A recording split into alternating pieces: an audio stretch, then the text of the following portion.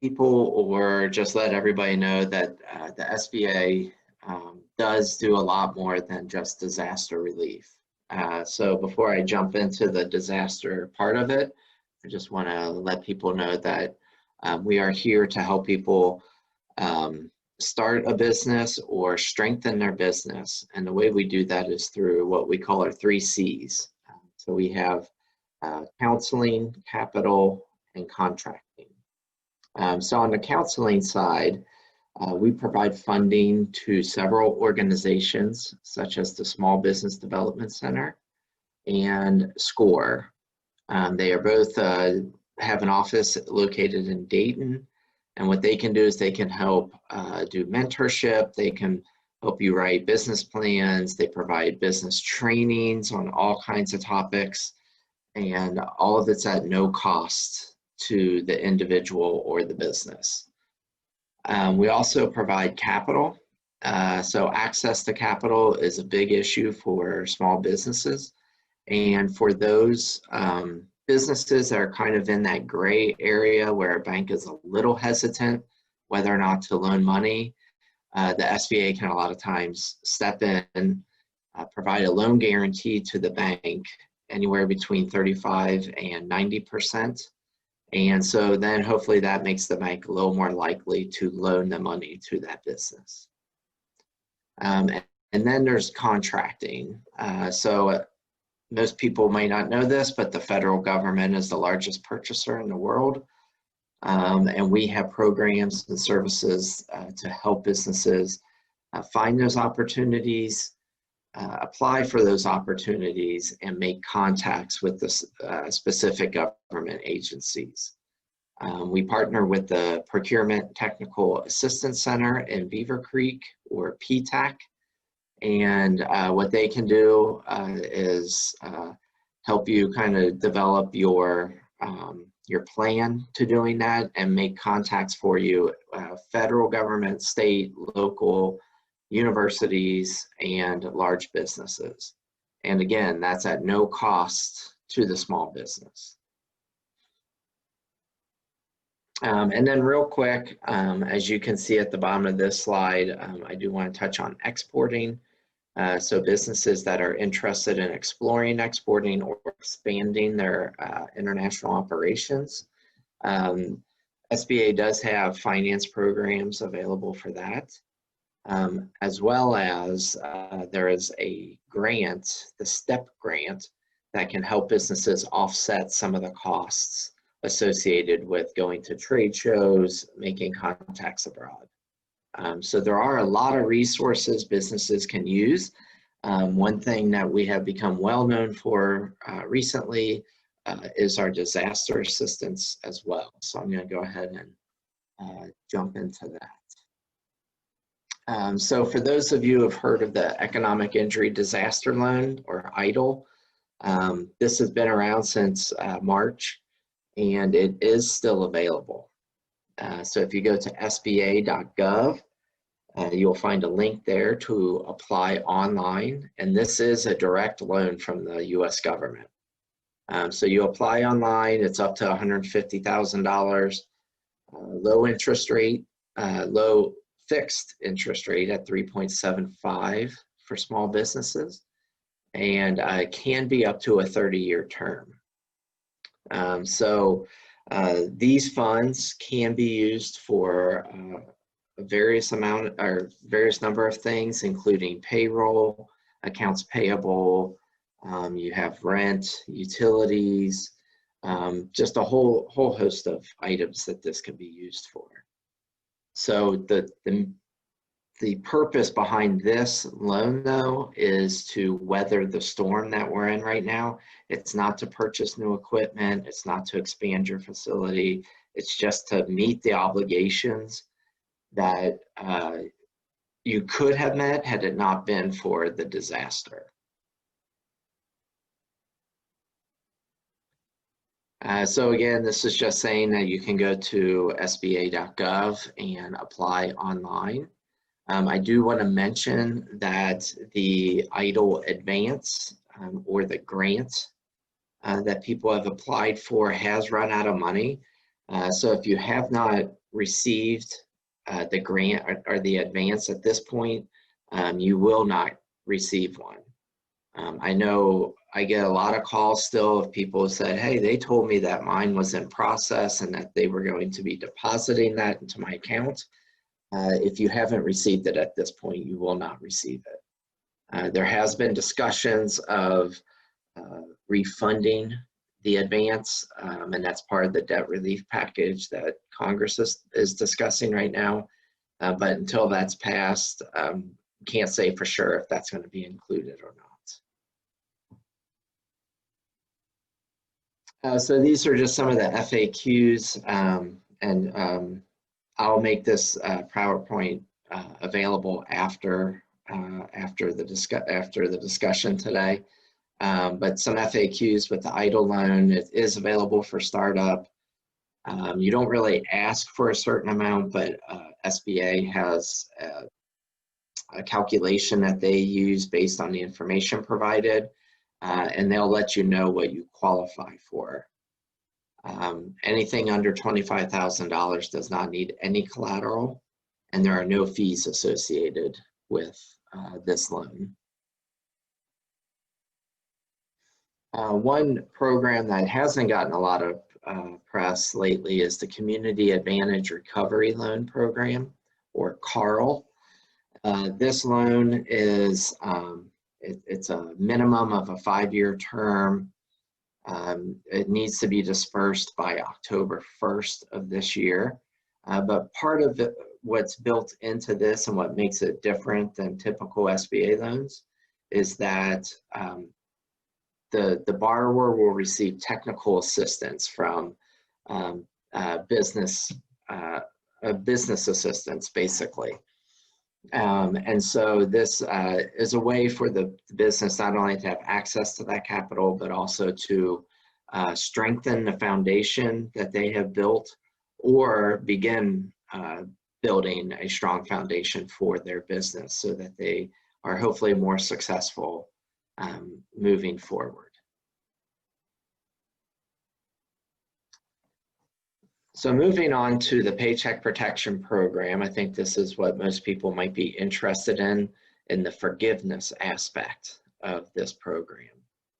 So as everybody knows, when this program was started, the whole appeal to it is that it could be completely forgiven, so it just ends up being a grant to the company, but you actually have to apply for that forgiveness.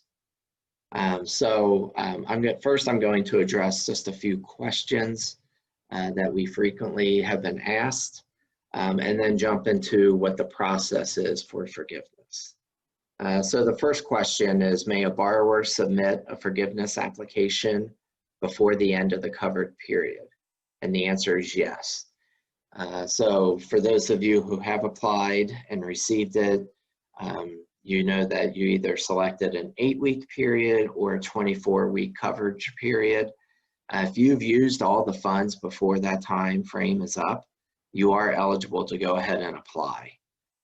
So that way you don't have to wait till the end of the 24-week period. So because this will be, and I'll touch on this here in a little bit, this will be, could be a lengthy process to get the forgiveness, but if you don't feel like waiting, then you can go ahead and apply. And before I forget, there are a few things about the PPP I want to mention. So one thing is the lenders that you have used for the PPP are getting a fee from the SBA to do this.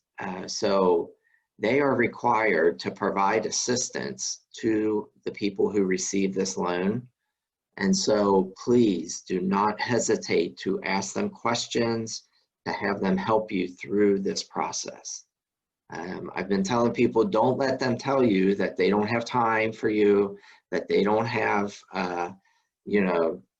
they don't know the answers. They need to know the answers. They are receiving money, and they pretty much are having a no risk way of providing these loans. So they need to be able to provide that assistance. Second thing is I want people to make sure that they are patient in this process. So as you'll see later, I'll give you what the timelines can look like, but just keep in mind that the SBA has done more loans in a 2-week period throughout this than they did in the previous 14 years combined. So we're looking at millions of applications nationwide. Just to give you an idea, I had a meeting the other day. Congressman Davidson and I met with some companies that did receive the PPP and just kind of asked for their forgiveness, or how it helped them, and what their experience was. And he was saying in one of the meetings that his district alone, which as most of you know is pretty rural, had 15,000 loans. So throw in, you know, Cincinnati, Columbus, Dayton, Cleveland, not to mention when you bring in New York, California, Florida, we're talking millions of applications. So it is going to take some time to get through that process. So before I ask this question, I do want to provide a little bit of a setup. So when you go in to apply for forgiveness, there are 2 applications. You have the standard application and you have the easy application. So a question that we've been getting a lot is, who can use the easy application? Which, as you can tell, is a little bit easier than using the standard form. So if you're a self-employed borrower with no employees, you didn't include any salaries in your calculation for payroll, you can use the easy application. Or if the borrower didn't reduce wages more than 25%, and they didn't reduce the number of employees or average paid hours, then they can also utilize the easy application. And then finally, if the borrower did not reduce wages by more than 25% and was unable to operate at the same level due to restrictions. So this could be like a restaurant. You know, pretty recently, they've been allowed to open up their dining establishments in restaurant dining. You know, that could apply to them. You could have bars who now have to basically close at 10 or 11 o'clock. You know, that really restricts the amount of activity that they can do, and it's definitely not at the same level. They would be eligible for the easy application. So what documentation is needed? Obviously, you need the application, but you also need to show proof of payment for payroll. So that's just documenting like bank statements, tax forms, etc., to show proof of payment for payroll. If you included non-payroll items in the PPP use, which you are allowed to up to 40%, you do have to show proof of obligation and proof of payment. So it does have to be like a utility bill, which can cover a number of things, your lease agreement, that sort of thing that was in place prior to February 15th. Because we're not looking to subsidize or help out with bills that were new that you took on after the pandemic. And then for the standard form, they do need to show the loan forgiveness calculation form and the PPP Schedule A. It's just documentation listing every single employee, what they were making prior to the pandemic and what they're making now. So this next question is just showing and asking about the documentation that needs to be maintained by the borrower, but not necessarily submitted. For either application, whichever one you fill out, you do need to keep all records and supporting documentation. Because at any time the SBA, as we do reviews and follow-ups, at any time we can ask for this documentation, and you need to make sure it's available for us to look at. Okay, so what's the process for the application for forgiveness? First, obviously, the borrower has to fill out the application and submit the supporting documentation that's required. The lender then reviews the application and the documentation just to make sure it all looks okay. And they have 60 days to complete the review and then issue a decision to the SBA. And those decisions can be varied. They can do a straight full approval for forgiveness, which is just saying, hey, look, you know, if it's laid out real easy, everything was used for payroll in a certain time frame, they could just say, yep, we approve it for complete forgiveness. Or they could say, you know, when you turned in your calculations, it showed that you used 45% for non-payroll. Well, that 5% over the 40% allowed, that won't be forgiven. So they'll say, yeah, we approve this for a 95% approval, forgiveness approval. They could also just issue a straight denial. So I know we've all heard the stories of people buying cars or expensive jewelry with this money. You turn that into a bank, they're just going to straight up, no, we don't approve any of this being forgiven because you just did not use this for what it was intended to be used for. And then they can also do denial without prejudice, which then will be reviewed by the SBA, or if the SBA contacted them prior to saying, hey, this one looks kind of flagged for one reason or another by us, we're going to go ahead and do the review on this one. So once the lender does make a decision, they submit that decision to the SBA, giving them all the documentation to justify that decision. Then the next step is that the SBA then reviews all the documentation.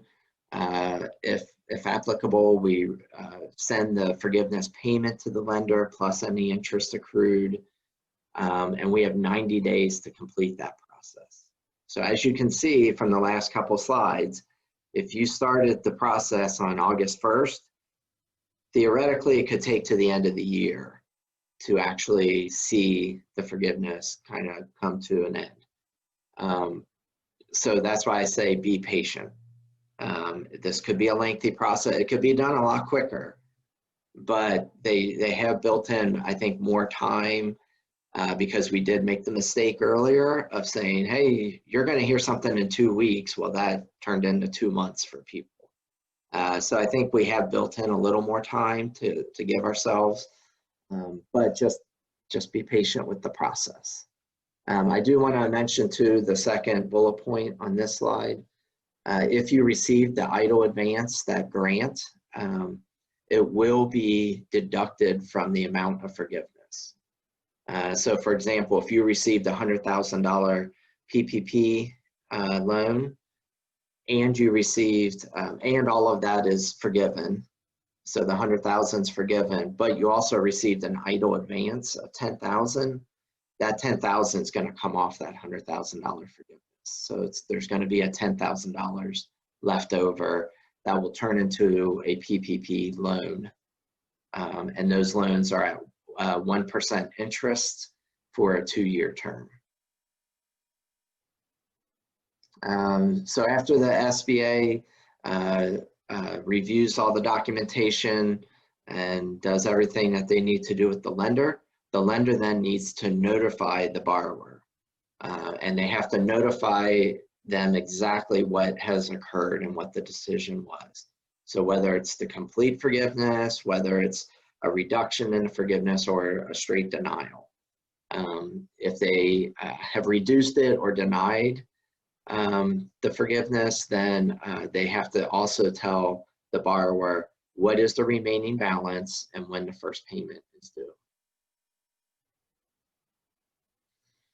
And so after a borrower learns that, they can ask that the SBA review their application, but they have to notify the lender within 30 days of finding that out.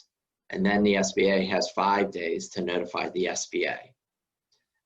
So we reserve the right if we want to review that application.